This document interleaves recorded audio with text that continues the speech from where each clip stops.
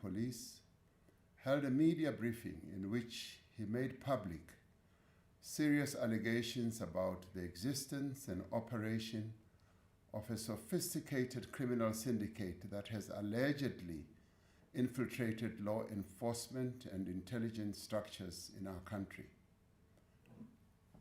Lieutenant Mkhwanazi alleged that the Minister of Police allegedly interfered with sensitive police investigations and colluded with business people, including a murder accused, to disband the political killings task team based in KwaZulu-Natal.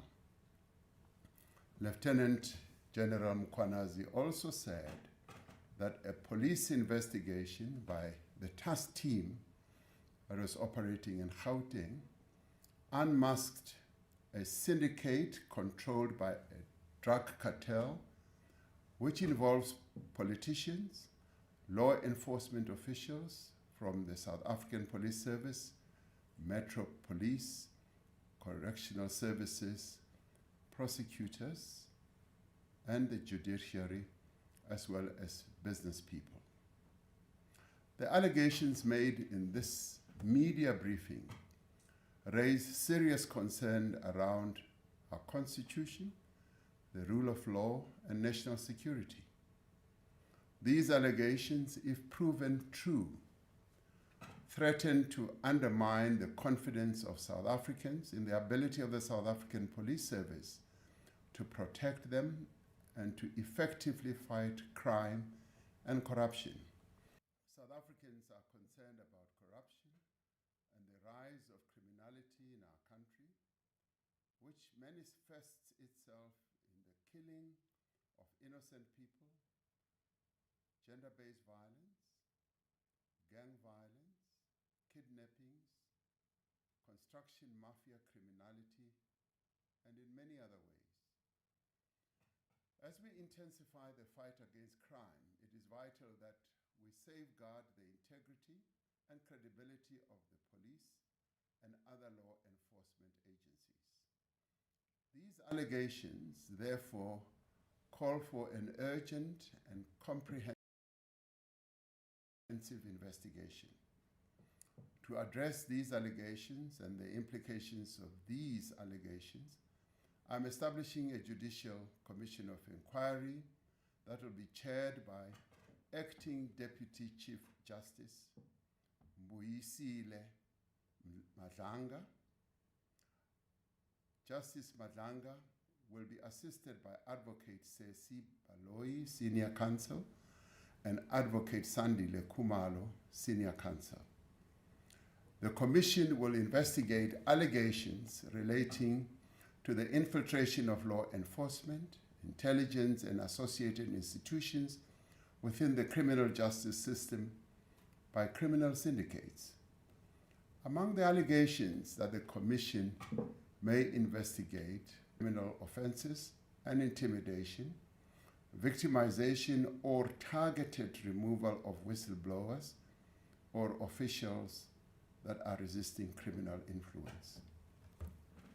The Commission will investigate the role of current or former senior officials in certain institutions who may have aided or abetted the alleged criminal activity or failed to act on credible intelligence or internal warnings or benefited financially or politically from a syndicate's operations.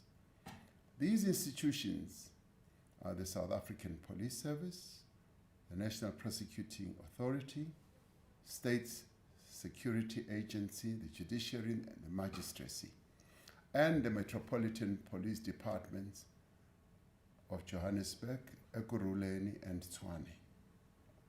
The Commission will also investigate whether any members of the National Executive responsible for the criminal justice system were complicit, aided and abetted, or participated in the acts mentioned above. The Commission will be asked to report on the effectiveness or failures of oversight mechanisms and the adequacy of current legislation, policies, and institutional arrangements in preventing such infiltration. It will make findings and recommendations for criminal prosecutions, disciplinary actions, and institutional reform. Once established, the Commission shall consider prima facie evidence relating to the involvement of individuals who are currently employed within law enforcement or intelligence agencies. Where appropriate, the Commission must make recommendations on the employment status of such officials currently employed, including whether they should be suspended pending the outcome of further investigations. The Commission will have the power to refer matters for immediate investigation and urgent decisions on prosecution, taking into account the nature of the allegations and the evidence the Commission will uncover. It is critical that these matters be attended to with the necessary urgency and thoroughness. The Commission is expected to complete its work and submit a final report to the President. Interim reports will be expected after 3 months and 6 months, respectively. The final report of the Commission will be sent to the Speaker of the National Assembly and to the Chief Justice.